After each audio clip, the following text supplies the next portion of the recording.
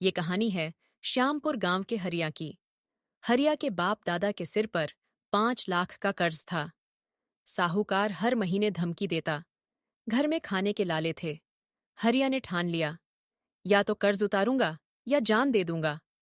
पर जान देने से कर्ज थोड़ी उतरता है। उसने मेहनत का रास्ता चुना।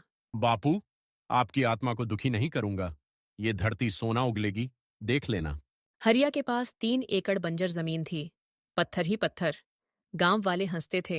अबे हरिया, इस जमीन पे तो घास भी नहीं उगती, तू खेती करेगा? काका, पत्थर में भी जान होती है, बस हथौड़ा सही मारना पड़ता है। हरिया ने यूट्यूब पे वीडियो देखना शुरू किया। शहर गया, कृषि विभाग से मिला। पता चला कि ये जमीन ड्रैगन फ्रूट के लिए बेस्ट है। पानी कम चाहिए, रेट 200 रुपये किलो। पर पौधे कहाँ से लाए? एक पौधा 100 रुपये का। 1000 पौधे चाहिए, बराबर 1 लाख। पास में 1000 रुपये भी नहीं थे। हरिया ने हार नहीं मानी। रात को ईंट भट्ठे पे काम किया, दिन में मनरेगा। 6 महीने में 50,000 जोड़े। बाकी के लिए बैंक गया। तुम्हारे नाम पे तो पहले से कर्ज है, गारंटी कौन देगा? साहब, मेरी मेहनत मेरी गारंटी है। 2 साल में 2 गुना करके लौटाऊंगा, लिख के दे रहा हूं। मैनेजर ने हिम्मत देखी और लोन दे दिया। हरिया ने 1000 ड्रैगन फ्रूट के खंभे गाड़े, खुद गड्ढे खोदे। हाथों से खून निकलता, पर रुकता नहीं। पहला साल कोई फल नहीं। गांव वाले ताना मारते। तेरा बाप भी मरा कर्ज में, तू भी मरेगा। जमीन मेरे नाम कर दे। काका, फल का पेड़ एक दिन में नहीं लगता। सब्र रखो, मेरी लाश जाएगी, जमीन नहीं। दूसरे साल के 8वें महीने में पहला फल आया, लाल लाल ड्रैगन फ्रूट। हरिया की आंख भर आई।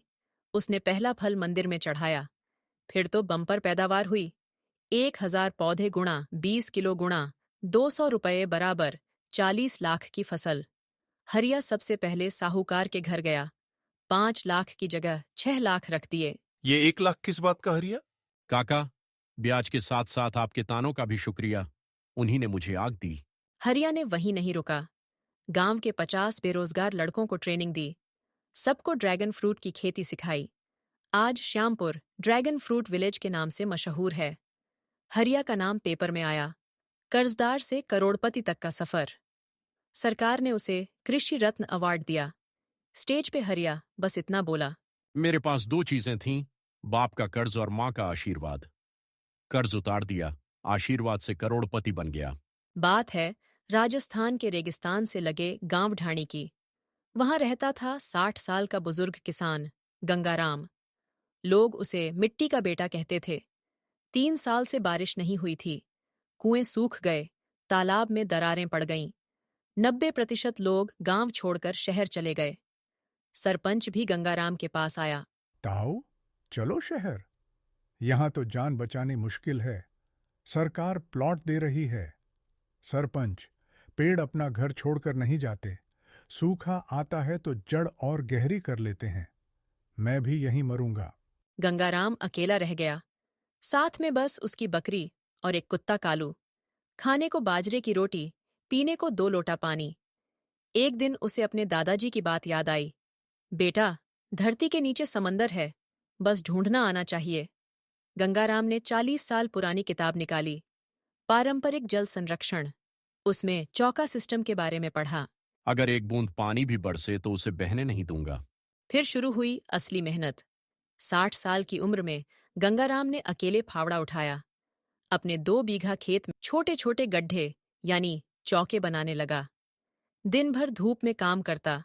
हाथों में छाले, पैर जलते। कालू भी मिट्टी हटाने में मदद करता। बेटा, तेरे और मेरे नसीब में शायद पानी लिखा ही नहीं, पर कोशिश में क्या जाता है। 6 महीने लग गए। पूरा खेत चौकों से भर गया। गांव वाले जो कभी कभी आते, वो पागल कहते। ताऊ सठिया गया है, आसमान से पानी नहीं गिर रहा और ये जमीन खोद रहा है।